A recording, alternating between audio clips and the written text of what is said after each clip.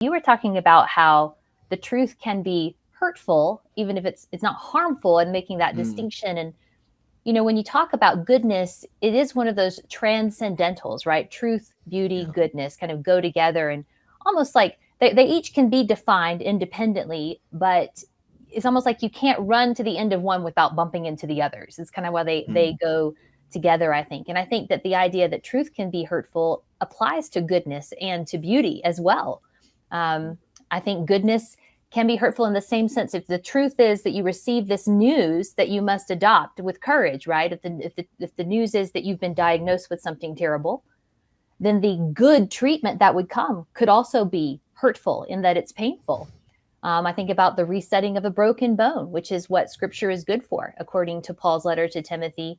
I think that's in Second Timothy, where it talks about, Scripture is good for these things, and it talks about rebuking, to teach, to all this kind of stuff. But one of the words used there is the same root as the medical term in the Greek for resetting a broken bone, which is, wow. I think, one of the most painful parts of the healing process of a broken bone. If you've ever broken a bone and had it reset by the doctor, like without anesthesia, I've not had that done. I've only heard, but awful, right?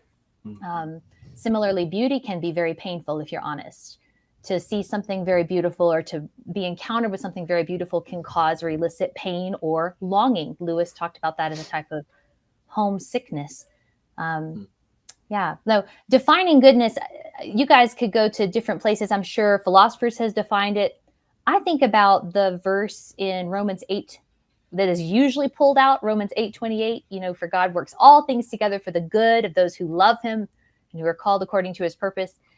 And people usually stop right there, like not ever stopping to consider, well, what is the good that he's mm, talking about in that passage? And if you go on to read even just the next verse, it indicates that the good that he's talking about is that all these things will be worked together in order to shape this person more into the image of Christ.